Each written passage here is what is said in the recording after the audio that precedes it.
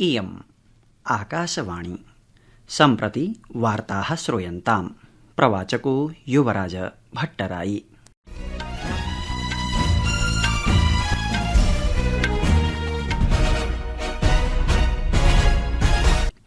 आदौ मुख्यवार्ताः। भारतेन विश्वस्य खाद्यभाण्डागारत्वेन समुदेतुं लक्ष्यम् उपस्थापितमस्ति इति ब्रूते केन्द्रीय कृषि मन्त्री शिवराज सिंह चौहानः।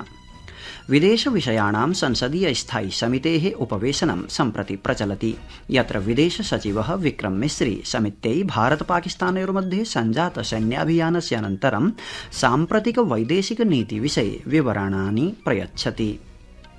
रोमानिया देशे यूरोपीय संघ समर्थकेन प्रत्याशिना मध्यमार्गिणा निकुसोर डैन इत्यमुना राष्ट्रपतिपदस्य निर्वाचने जॉर्ज सिमियन इत्याख्यं प्रतिद्वन्द्विनं पराभूय विजयोऽधिगतः। बलूचिस्ताने कार बम विस्फोटे न्यूनातिन्यूनाः 4 जनाः पञ्चतां प्राप्ताः सूच्यन्ते। अपि च IPL क्रिकेट क्रीडा स्पर्धायां लखनऊ सुपर जायंट्स दलेन अद्य सायं लखनऊ नगरे सनराइजर्स हैदराबाद दलस्य साम्मुख्यम् अस्ति विधेयम्। एतद्धि महत्वपूर्णं द्वन्द्वं मान्यते। अथ वार्ताः विस्तरेण। केन्द्रीय कृषि मन्त्री शिवराज सिंह चौहानः प्रावोचत् यत् अस्य मासस्य 29 समस्ते देशे विकसित कृषि संकल्प अभियानम् आरप्स्यते। अभियानमेतत् जून 12 यावत् चलिष्यति। एतस्य अभियानस्य उद्देश्यः कृषकेषु आधुनिक प्रौद्योगिकीनां नवीन बीजानां च प्रकाराणां विषये जागरूकता समुत्पादनं वर्तते। अद्य नवदिल्ल्याम् एकस्मिन् वार्ताहर सम्मेलने वार्ताहरान् सम्बोधयन् श्री चौहानः प्रत्यपादयत् यत् एतद् अभियानं समस्त देशस्य 63,700 जनपदेषु चलिष्यति। अथ चैतद् अभियानं प्रायः 1.5 कोटिमितान् कृषकान् यावत् प्राप्स्यति। अमुना भणितं यत् वैज्ञानिकानाम् एकः समूहः प्रायः 65,000 ग्रामाणां यात्रां कृत्वा कृषकान् व्यावहारिकं वैज्ञानिकं च कृषिकर्म विधानं प्रशिक्षयिष्यति।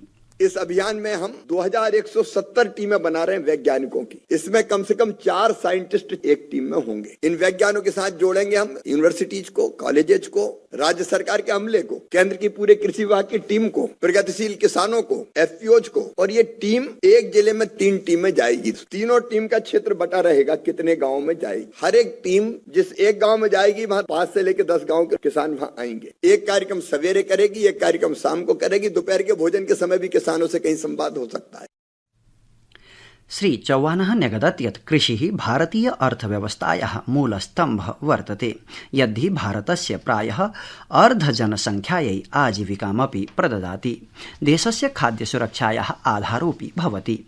अनेन प्रोक्तं यत् प्रधानमन्त्रिणः श्री नरेन्द्रमोदिनः नेतृत्वे विकसित भारतस्य निर्माणार्थम् एकं परिवर्तनकरम् अभियानं प्रचाल्यते। एतस्य अभियानस्य अन्तर्गतम् उत वा अभियानस्य केन्द्रे विकसित कृषिः समृद्ध कृषकाः इति लक्ष्यमस्ति। श्री चौहानेन एतस्मिन् विषयेऽपि प्रकाशः प्रक्षिप्तः यत् भारतस्य लक्ष्यं विश्वस्य खाद्य भाण्डागारं भवितुमस्ति। इस साल का ये जो उत्पादन है ऑल टाइम हाई एक रिकॉर्ड है। तो हमारा उत्पादन बढ़ रहा है, अन्न के भंडार भी भरे हैं, लेकिन हम यहाँ रुकना नहीं चाहते। हम अपने देश की जरूरत भी पूरा करेंगे और भारत चूंकि विश्व बंधु भी है तो दुनिया के कई देशों को भी मदद करेगा। और हमारा तो सपना और संकल्प है एक दिन भारत को फूड बास्केट ऑफ वर्ल्ड, दुनिया का फूड बास्केट बनाना है।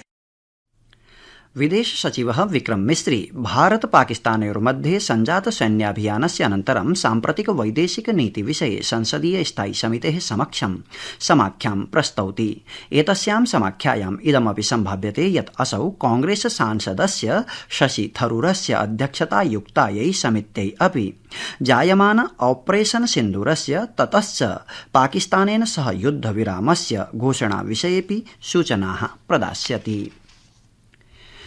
यूरोपीय राजनीतौ यूरोपीय संघ समर्थक प्रत्याशिभिः दलैः च सप्ताहान्ते सम्पन्नेषु निर्वाचनेषु रोमानिया, पोलैंड, पुर्तगाल देशेषु उल्लेखनीया अग्रता अधिगता वर्तते। रोमानिया देशे यूरोपीय संघ समर्थकेन प्रत्याशिना निकुसोर डैन इत्यमुना विजयोऽधिगतो वर्तते। यः सम्पन्ने राष्ट्रपति पदस्य द्वितीय चरणस्य निर्वाचने अमुना चरम दक्षिणपन्थिनं राष्ट्रवादिनं जॉर्ज सिमियान वर्यं पराजित्य निर्णायकः विजयः अधिगतः अस्ति, यद्धि व्यापकरूपेण भूराजनीतिक जनमत संग्रहत्वेन विलोक्यते। संस्कृतवार्तायाः संस्करणम् इदानीम् आकाशवाणीतः प्रसार्यते।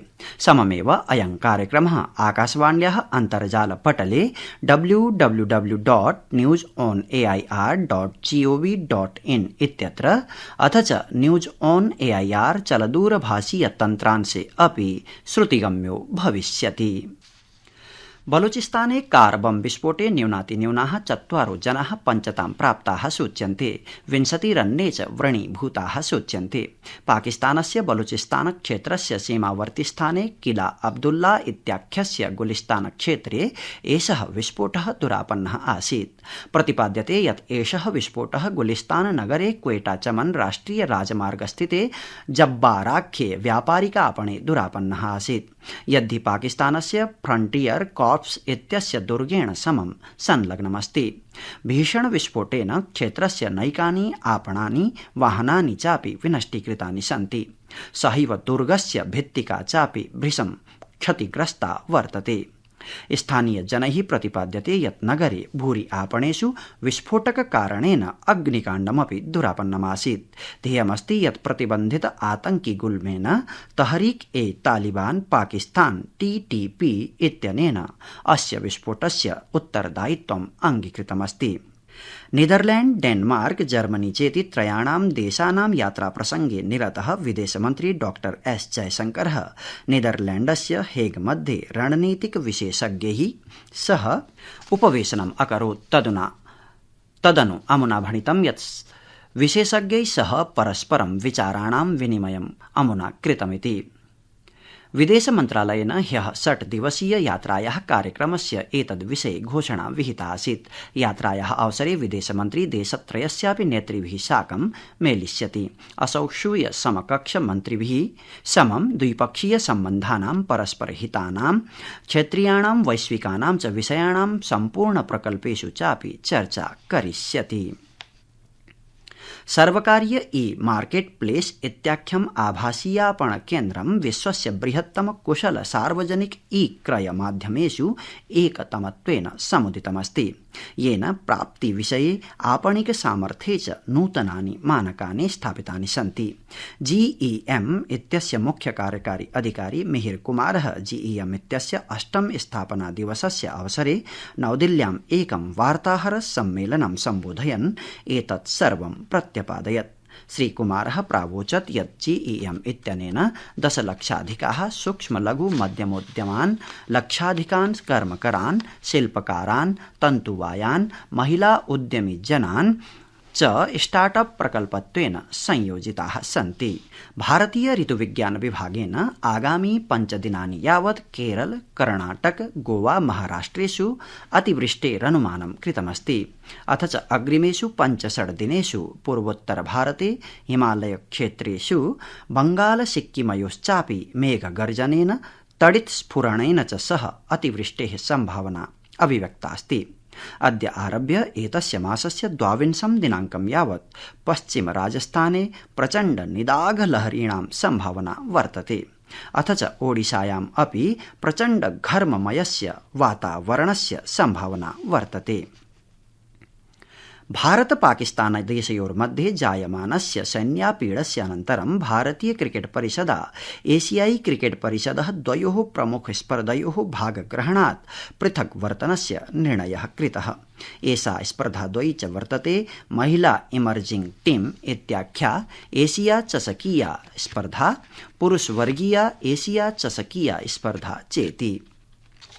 अद्य भारतीय क्रिकेट लीग प्रतियोगितायां Lucknow super giants sunrisers Hyderabad दलयोर्मध्ये प्रतिस्पर्धा लखनऊ नगरस्य एकाना क्रीडाङ्गणे सायं 7:30 भविष्यति।